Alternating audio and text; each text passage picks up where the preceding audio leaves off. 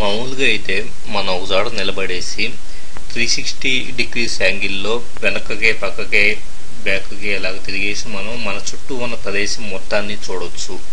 అదే ఒక digital camera ద్వారా ఫోటోని తీసేటప్పుడు ఓన్లీ కొంత భాగాన్ని మాత్రమే మనం ఫ్రేమింగ్ చేసుకొని ఫోటో తీయడానికి అవకాశం ఉంటుంది. ఒకవేళ మన చుట్టుపక్కల అంటే ప్రజెంట్ మనం ఒక అందమైన గార్డెన్లో నిలబడి ఉందాం అనుకున్నాం.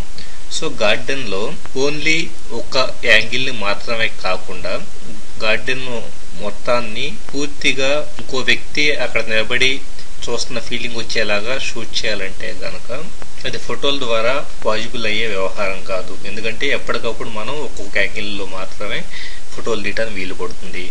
సో ఇలా కొన్ని యాంగిల్స్లో ఫోటోలు తీస్తూ వాటన్నిటిని కలిపి 360 డిగ్రీస్ యాంగిల్లో ఉండేలాగా సెట్ చేసుకోవడం ఎలాగే అన్నదే ఇప్పుడు నేను మీకు చూపించబోతున్నాను.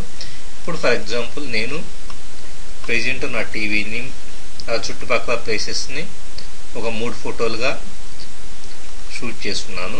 ఇక్కడ చూడండి, ఫస్ట్ ఇమేజ్ టీవీ ఉంది, ఆ పక్కన టీవీ పక్కన ఉన్న వాల్ ఉంది, వాల్ పక్కన ఈ కర్టెన్ అనేది ఉంది.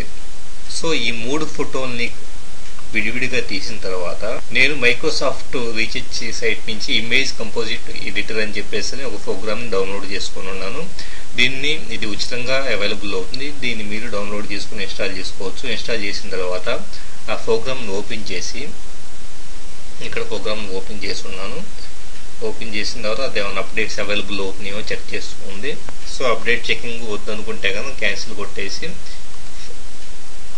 మన దగ్గర ఏవైతే ఫోటోలు ఉన్నాయో ఆ ఫోటోల్ని సెలెక్ట్ చేసుకొని మౌస్తో డ్రాగ్ చేసి డ్రాప్ చేస్తే ఇక్కడ చూడండి 3 ఫోటోలు ఒకే ఫోటోగా జాయిన్ అవ్వబోతున్నాయి.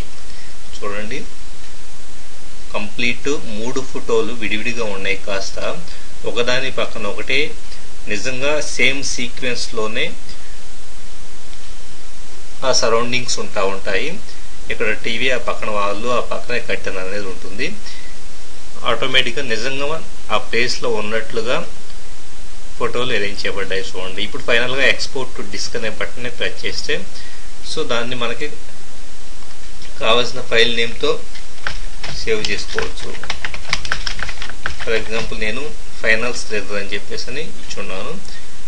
సో ఆ ఫోటో సింగిల్ ఫోటో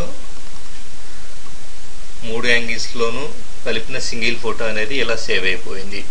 ఇలాగ కంప్లీట్గా ఒక హౌస్లోనో ఒక గార్డెన్లోనో లేకపోతే ఇంకొక డిఫరెంట్ ప్లేసెస్లో 360 డిగ్రీస్ ఒక టెంపుల్లోకి వెళ్తే కనుక ఆ టెంపుల్ సరౌండింగ్స్ అన్నిటిని విడివిడిగా ఫోటోలు తీసుకొని వాటన్నిటిని కలిపి 360 డిగ్రీస్ యాంగిల్లో మనం విజువల్ని పొందడానికి అవకాశం అనేది